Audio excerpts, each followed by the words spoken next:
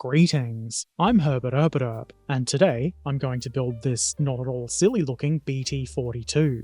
This is, as you definitely can't tell by looking at the box, a 35th scale plastic kit from Tamiya. If you want to see the sprues and other things that come in the box, I did a what's in the box video a little while ago, which, as the name might imply, shows that kind of thing. There's a link in the description. In the meantime, I'm going to get straight into gluing bits of plastic together. I start with the hull. A lot of Tamiya's kits do come with a bathtub hull, but not this one. We have to glue it together, starting with the hull sides, which are made up of two parts. It makes sense to add the middle bits, those being this axle, I guess you might call it, though it doesn't actually function as an axle, and this middle piece of bracing. It's not hard to position, though do try to get it as close to a 90-degree angle with the hull side as you can. At the front, we have another axle, and this one does function as an axle of sorts. Once those are all in place, it's time to add the other hull side. You may have to do a little bit of kajiggering to get all of the bits to sit properly, but it's not too much of a challenge. The whole bottom goes into place after that, assuming you've got the side parts together properly. This just about drops right into place. At the rear, we add the rear plate, which is certainly quite expected. However, the rear bracket things being two parts was a little bit unexpected. I'm not sure what the reason for this might be, and it does make them a bit more fiddly, but it is only very moderately fiddly, especially if you use tweezers. Nudge everything into place so it's all straight and neat, and things should be just fine. Now it's time for some sick polycap action.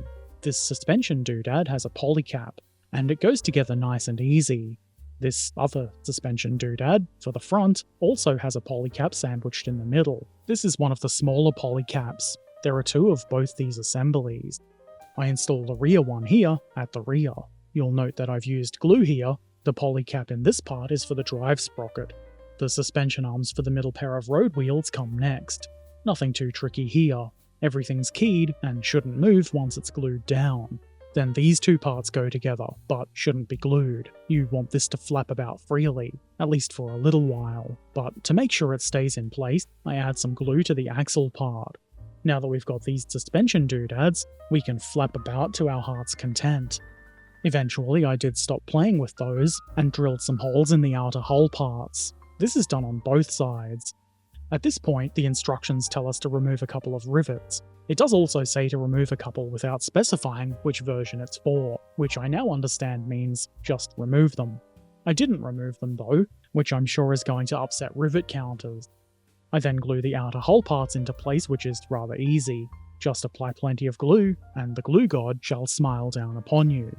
Next, I install the driver's seat, which is kind of pointless if you're going to model the hatch closed.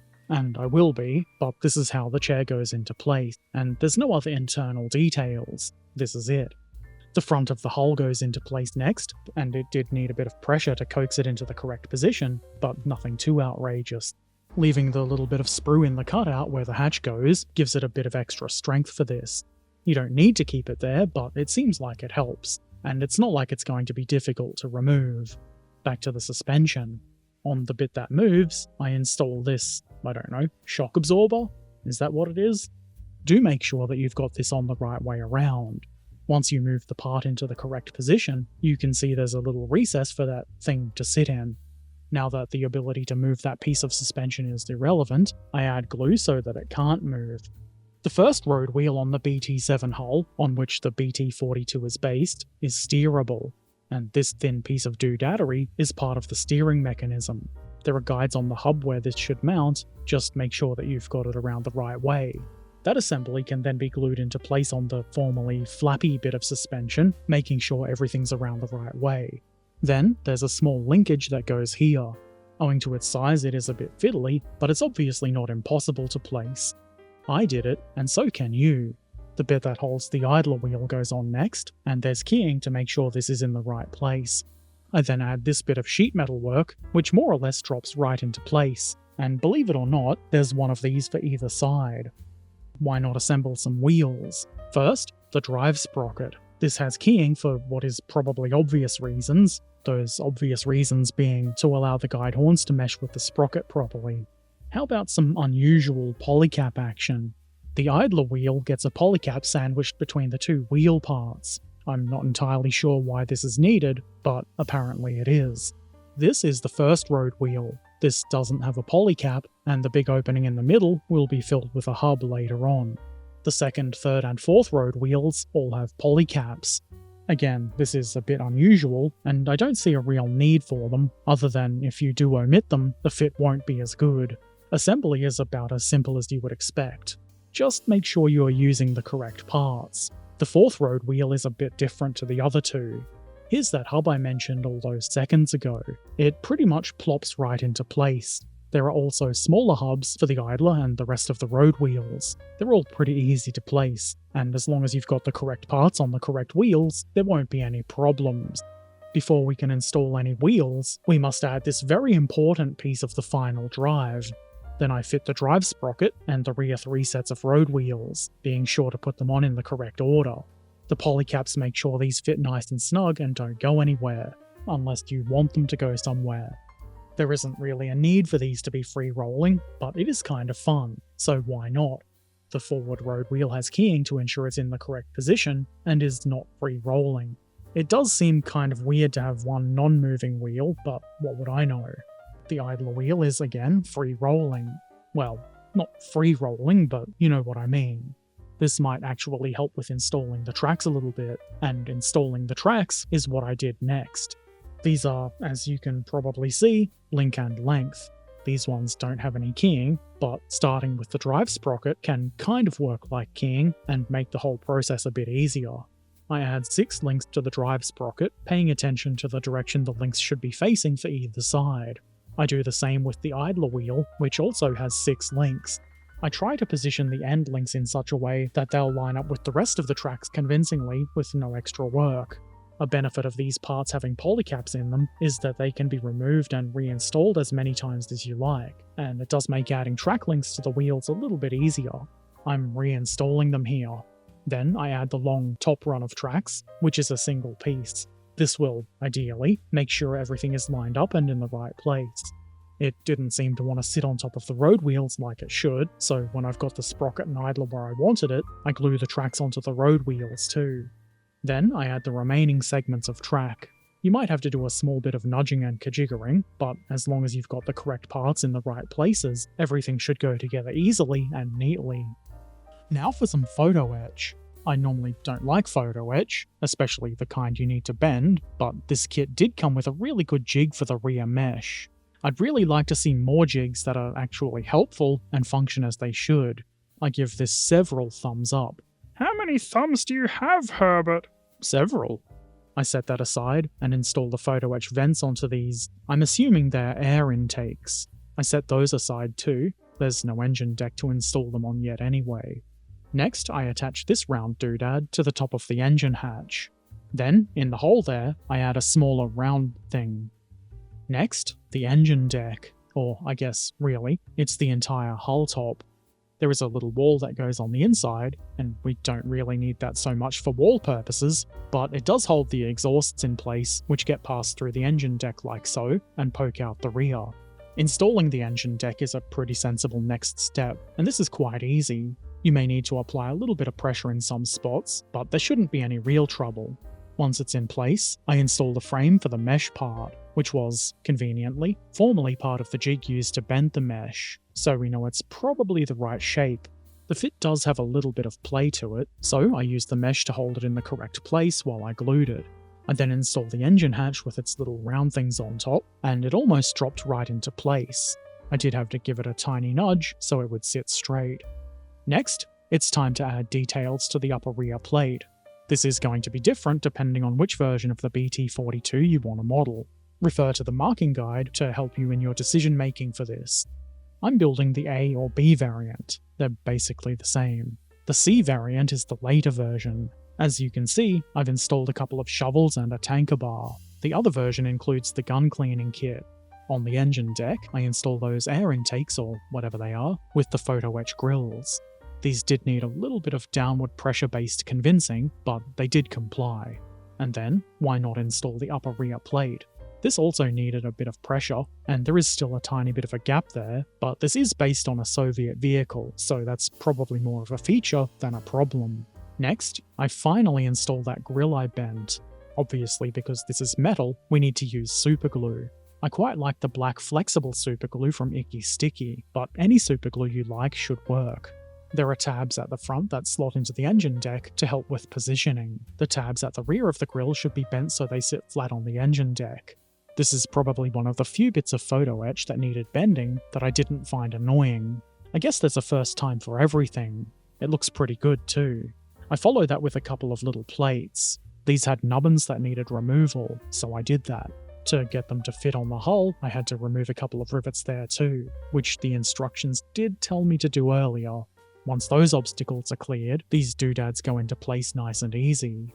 Mudguards come next, and we've got some more holes to drill. Again, these will be different based on which version of the BT42 you're building. Referring to the instructions is quite often a good idea. Only the right guard needs drilling. Once those are ready, it's a pretty easy job to install them on the hull sides. There are some helpful guide tabs to, well, help. Why not follow that by installing the driver's hatch, which is made up of two very easy to install parts. I'm not sure the order in which you install these matters. It worked the way I did it. It probably works the other way too. This box then goes on the left guard, and there's not a whole lot to this. You just glue it on.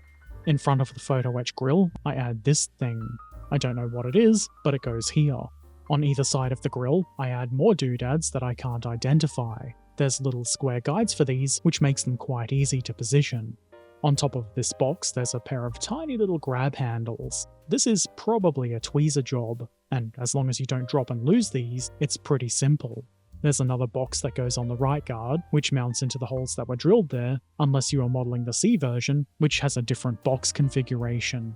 Spare track links are installed on the rear mudguards, which is, like a lot of the other steps, just about as easy as it looks. It probably wouldn't be a Herbert Erpaderp video if there were no mistakes. The mistake I made here was to not drill the holes in top of the air vent boxes, or whatever they are. Those holes would guide these brackets, which are for the towing cables. My solution was to cut off the guide pins, and then eyeball the position of one bracket, and then use the straight edge of some tweezers to get the other bracket aligned. Maybe not super precisely aligned, but good enough. I then glue the gun cleaning rods into their little holder thing. It made sense to follow that by installing this onto the side of the hull. I almost forgot it, but there is also a tiny little rear light duver that goes on the left rear of the hull here. Why not continue with the theme of lights and add the headlamps, or Scheinwerfer if you prefer. These are made up of two easy to assemble parts. Before installing those, I put this hook on, which is presumably for towing, or holding chains. I should add some chains to this, that'd be cool. This looked like it would be a lot easier to install before putting the headlamps on, which is what I do next. You may have to do a bit of kajiggering to get them on straight, but they go into place easily enough. Lamps for the left and right sides are slightly different to each other, so that is probably worth paying attention to. Now for the rest of the metalwork on the front. First, I glue this little bar into place. It probably has a fancy technical name, but I don't know it. Then, this panel goes into place. The parts are shaped such that it's pretty easy to get this right. I let that bond for a bit so it doesn't just fall apart, and then I install it here. And obviously, there's one of these for both sides. There's another stowage box on the front left, probably for finished snacks. I've no idea what the Finns have for snacks, but I'm sure they do have them. Then, in front of that, we have what I'm pretty sure is a jack. There's a big nubbin that it gets mounted on. There's one of these on either side, and once they're on, the hull is pretty much done. Now, the time for turret is finally here. I start with these two pieces of the main gun, which go together nice and easy. The end of the barrel then goes into place on the end of the barrel. Weird, I know. It did need a fair bit of nudging before it would sit as straight as I wanted it, but it does look pretty decent. Next, I install these things, which will hold the gun in place on the inside of the mantlet sides. Then, I glue one of those onto the big mantlet part. I'm only installing one because it will be harder to install the gun with both of them in place, which is probably obvious. Installing the gun is what I did next. There should be polycaps here, but unfortunately, I misplaced those at some point between build streams, and couldn't find them. They're not really crucial for this. All it means is that when I install the other mantlet side, the gun will wobble around a little bit. It's not the biggest problem, and you can solve it with the power of glue. Next, I glue these two parts together to form the bit that goes under the gun, which I assume has something to do with the recuperator. I then attach it to the lower half of the outer part of the mantlet, and then that whole assembly goes onto the rest of the mantlet and gun assembly. This is the point where we choose the gun's elevation and glue it all into place. Why not add just a little bit more photo etch? I was actually kind of surprised by how easily these plates on either side of the mantlet went into place. Same with this bit that goes on top. This did have to be bent to 90 degrees, which is fairly simple if you use a bending tool. Before assembling the turret body, there's a few details that have to be installed from the inside, such as these rivets, or are they bolts? I'm pretty sure these could have been moulded on, but it's not too tricky to deal with. Then, there's an inner part for this vision slot. There's also an antenna base that needs to be installed on the roof from the inside. None of these are difficult, not unless you forget about them and then have to try and install them with the turret altogether. That would be silly. Don't do that. Assembling the main chunks of turret is quite simple. Everything is keyed and shaped such that you should have a hard time doing it wrong, if you do, in fact, want to do it wrong. I did find I needed to apply a little bit of pressure to make sure there's no gap at the front, but that's not really a problem. The bottom of the turret is made up of two parts. First, this bit, which drops into place nice and easy, and then the part with the turret ring and all-important locking tab. The turret door is next. This is also made up of two parts. The right side goes first, because the left one overlaps it. Of course, you could model it open and then it wouldn't really matter which way you do it, though there's no internal detail to show off, so I don't really see much point in doing that. But you can if you want. I won't stop you. On either side of the turret rear, there's a couple of little doodads. You'll be surprised to learn that I have no idea what their function is. Maybe they're door stops. On the front right of the turret roof, I add this thing, which I suspect has something to do with a gunner's side. There's a choice of two parts here, an open and a closed version. I've chosen closed. The hatch comes next, and obviously, I'm modelling this closed as well. I do kind of wonder why there's a hatch there, when there's a nice big pair of doors you could step out of. There's probably a good reason. I follow that with these flaps that go over what I'm assuming are vision ports. I've once again modelled them closed. Behind the hatch, I add these rings. They're presumably for lifting. They're easy to install, and I think they look really nice. It looks like something's missing. Ha ha ha! You're so funny, Herbert! If you couldn't tell, the gun assembly is what was missing. It's not hard to get into place, though I did find I had to apply a bit more pressure than I had expected. It does kind of stay there by itself, but obviously glue will make that a bit more permanent.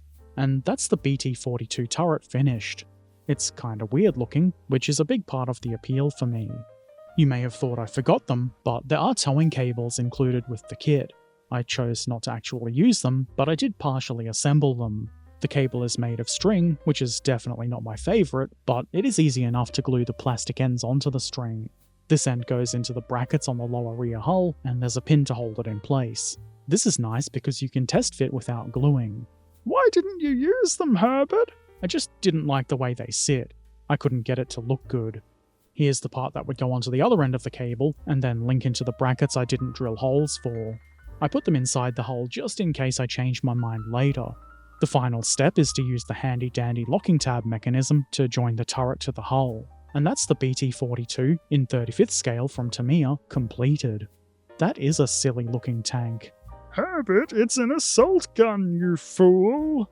That is a silly looking tank. It's kind of like a baby KV-2 that can do sick jumps, like a BT-7. The best of both worlds. That is, at least the way I would use it in video games. I'm sure that's totally the same as reality. Silliness aside, this is quite an interesting looking vehicle, and this model really does look the part. Obviously I'm not rivet countery enough to know, or really care, how exact and accurate a representation the model is, but it looks great to me. The detail is pretty good, and I'm sure if you really wanted to make a super detailed BT42, this would be a good starting point. Not only does it look good, but it was also a fun kit to build. Even the photo etch wasn't misery-inducing like it quite often can be. I haven't built a lot of Tamiya's 35th scale kits, and they're, probably unsurprisingly, a little bit more involved than the 48th scale kits I often enjoy. But they're really not that different. You get the same good quality, neat mouldings. Some of you might notice that the kit included a crew figure. Some of you might even be surprised or even shocked that I didn't build it. Crew figures just aren't my thing, really, even though it does seem like a pretty decent figure. That's part of the hobby. You can just not do things if you don't want to.